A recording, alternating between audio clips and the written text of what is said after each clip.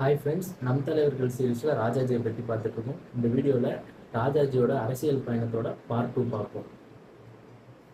இவர் பார்த்தீங்கன்னா 1942 காங்கிரஸ்ல இருந்து விலகிறாரு. காங்கிரஸ் கட்சியிலேருந்து விலகி அதுக்கப்புறம் பார்த்தீங்கன்னா 1944 திரும்ப காங்கிரஸ் கட்சியில் சேர்ந்துடுறாரு.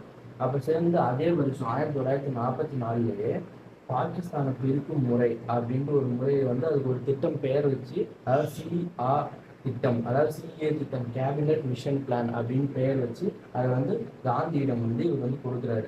இந்த சிஏ திட்டம், அதாவது கேபினட் மிஷன் பிளான் பார்த்தீங்கன்னா என்னன்னு பார்த்தீங்கன்னா, ஆங்கிலேயர்களை இந்தியாவுக்கு இந்தியாவோட அரசியல் எதிர்காலம் எப்படி இருக்கணும் அப்படின்றத தீர்மானிக்கிறதுக்காக இங்கே வந்திருப்பாங்க. இந்த திட்டம் தான் இந்தியாவையும் பாகிஸ்தானையும் பிரிக்கிறதுக்கு ஒரு வழிவகுத்து தந்த திட்டம் இதுதான். அப்புறம் பார்த்தீங்கன்னா 1946 47 வரைக்கும் மேற்கு வங்க ஆளுநராக இவர் பணியாற்றி இருக்கிறாரு. அப்புறம் 1948 1950 வரைக்கும் இந்தியாவின் கவர்னர் ஜெனரலாக இவர் இருந்திருக்காரு. கவர்னர் ஜெனரல்னு பார்த்தீங்கன்னா இங்கிலீஷ், அதாவது பிரிட்டிஷ் ஆட்சி காலத்தில் பார்த்தீங்கன்னா அது ஒரு உயரிய பொறுப்பு. அதில் பார்த்தீங்கன்னா மோஸ்ட்லி பிரிட்டிஷ் தான் இருப்பாங்க. ஆனால் ஃபஸ்ட்டு இந்தியன் யாருன்னு பார்த்தீங்கன்னா ராஜாஜி தான் ஃபஸ்ட்டு இந்தியன் கவர்னர் ஜெனரலாக இருந்தார்.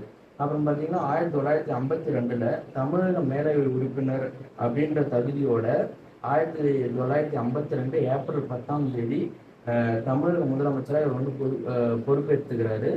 தமிழக மேலவை அப்படின்னு பார்த்தீங்கன்னா இப்போ எப்படி லோக்சபா ராஜ்யசபான்னு சென்ட்ரல் கவர்மெண்ட் இருக்கோ அந்த காலத்தில் அப்போ பார்த்தீங்கன்னா தமிழகத்தில் பார்த்தீங்கன்னா லெஜிஸ்லேட்டிவ் அசம்பிளி, லெஜிஸ்லேட்டிவ் கவுன்சில் பேர் தான் தமிழக மேலவை. அப்போ அது இருந்தது. ஆனால் இப்போ அது இல்லை. 1986 தமிழக மேலவை கலைச்சிட்டாங்க.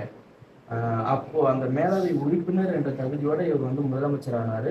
1954 இவர் முதலமைச்சர் பதவியை ராஜினாமா செய்தார். இந்த மாதிரி காம்படிட்டிவ் எக்ஸாம்ஸ் ரிலேட்டட் வீடியோஸ்க்கு காம்படிட்டிவ் எக்ஸாம்ஸ் தமிழில் சப்ஸ்கிரைப் பண்ணிக்கோங்க. தேங்க்ஸ்.